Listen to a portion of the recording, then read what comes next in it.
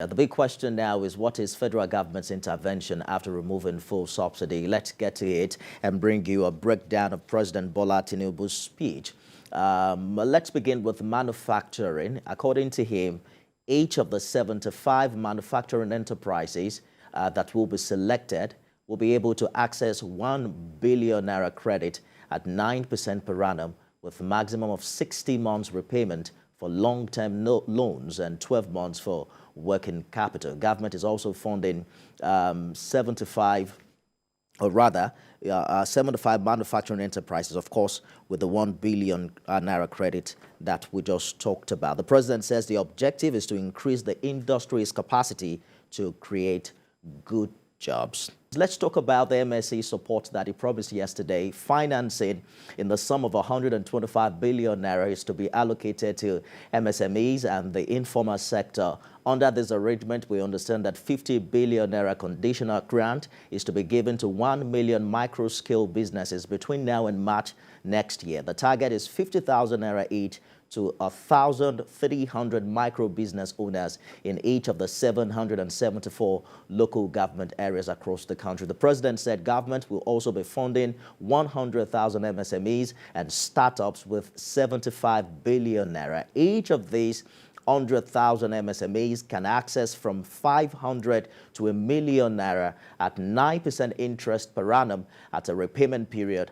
of 36 months. There's also agricultural support. According to the president, government is releasing 200,000 metric tons of grains from strategic reserves to households across the country at moderate prices, and also providing 225,000 metric tons of fertilizer, seedlings, and other inputs to farmers who are committed to food security agenda of the administration. We now know precisely what 200 billion naira out of the 500 billion naira approved by the National Assembly will be used for. 50 billion naira each will be invested in the cultivation of 150,000 hectares of rice and maize.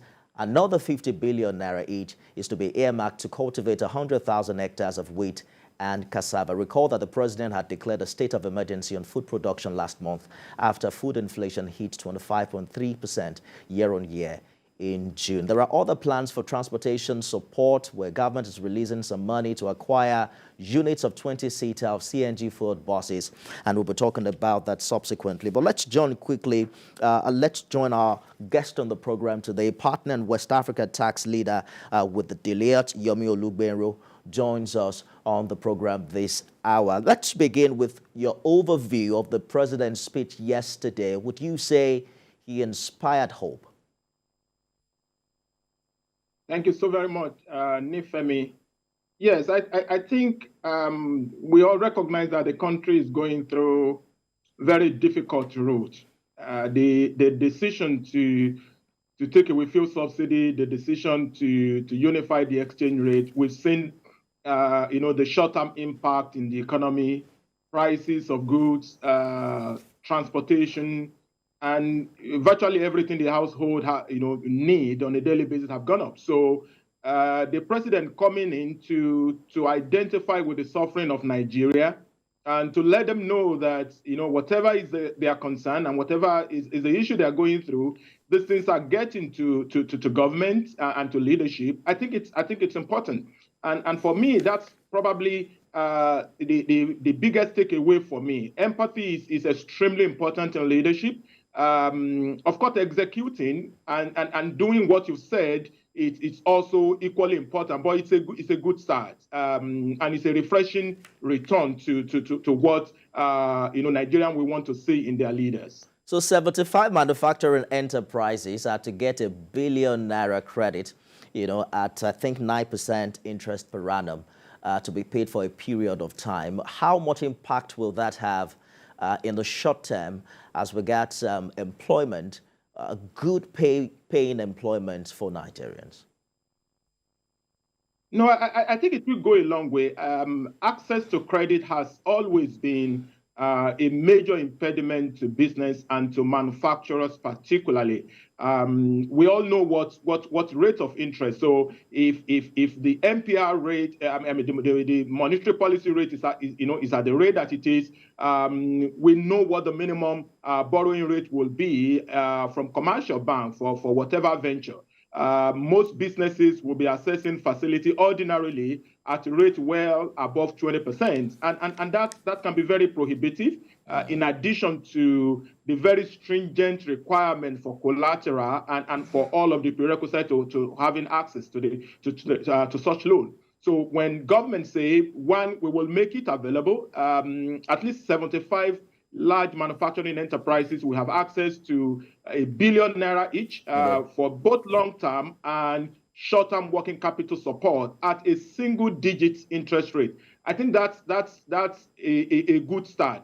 Obviously, for the size of the economy and for the complexity and for the myriads of needs that would need to be assessed, you would say a lot more is required. But you also need to recognize that the country has a very limited, headroom when it comes to, availability of funds. Indeed. And when I listened to the president yesterday, I think I could quickly do a sum up of how the 500 billion, the National Assembly had approved, because he spoke to the 200 billion business loan, and that's where you have the 75 billion for manufacturing enterprises. Indeed. And you remember, you also mentioned it in your prelude, 125 billion for MSME. So that's 200 billion, right? There is also the 200 billion for agriculture and farm intervention. So the president spoke about 200 billion, being invested on,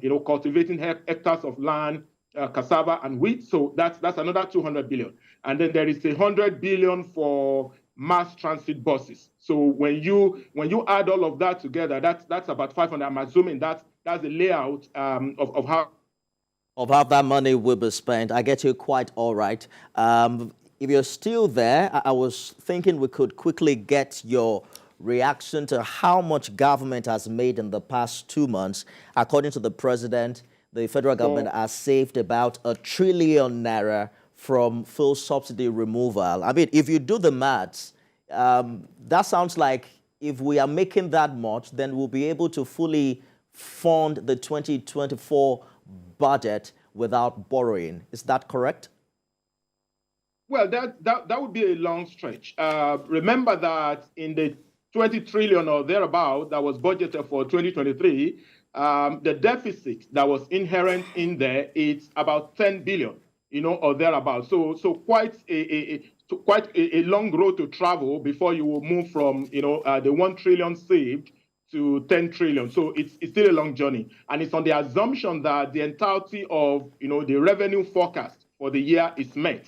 We're doing well on the non-oil tax revenue side, with recent, announcement by the FRS of how much they've made, over 5.5 trillion in the first 6 months. Indeed. But you also know that we have the oil revenue, you have the non-oil revenue, and all of that. So when we put all of that together, we still need to get to the end of the year to see whether the original budgeted 10 trillion or thereabout will be met from the revenue side. So it's a good start, but that won't cover all of our fiscal deficits. All right, a good place to leave it. A big thank you to Yomi Olugbero, partner and West African tax leader with the Deloitte. It's good to always have you on the program. And perhaps the most controversial, thank you, Mr. Olugbero, for joining us. Perhaps the most controversial note in the promise of the president yesterday was the minimum wage. The president was quoted to have said, "I want to tell our workers this, your salary review is coming." But that is not the first time we're hearing that. It remains to be seen how the federal government intends to convince organized labor, which has now claimed that federal government hasn't been forthcoming in the previous meetings held in this regard, saying the subcommittee on wage award has not even been inaugurated and has not met. Let's take a few tweets before we go. We asked the question, what do you think about President Tinubu's speech yesterday and government's intervention in the aftermath of removing fuel subsidy? Honorable Fadare Dami says, Mr. President's national broadcast gave a compassionate vibe filled with hope. I'm very confident and optimistic that the big sigh of relief will soon come. Like I said, the current pain is temporary. Hashtag first 100 days. According to Citizen Olu at Jagaban Olu, the speech spoke to the need to tackle the causes of stress within the Nigerian economy, showed a deep understanding of the need to reduce the cost of food and support the small businesses that make up the bulk of our economic output. For Olalekan at Lekon_Ogunleye, it says, I'm not impressed with whatever a politician says in this country. They lie a lot. And Ayobide, rather at Ayobami_247, an assurance he listens to the masses. We decried the idea of 8,000 naira, which he concurred with. To concur to, those plans, according to him, are needed. And Nifesimi Ogungbe says the president showed empathy, sending a message he feels that the masses are going through. Nevertheless, the minimum wage should be a matter of urgency, as it will have a positive impact on the citizens in these suburbs. We'll take all of your tweets later on. Keep them coming. I understand it's now X and no longer Twitter. That's our program today. You can watch a repeat broadcast at midnight and at 6 a.m. tomorrow. I am Nifemi Oguntoye. I'm right back at the top of the hour with more.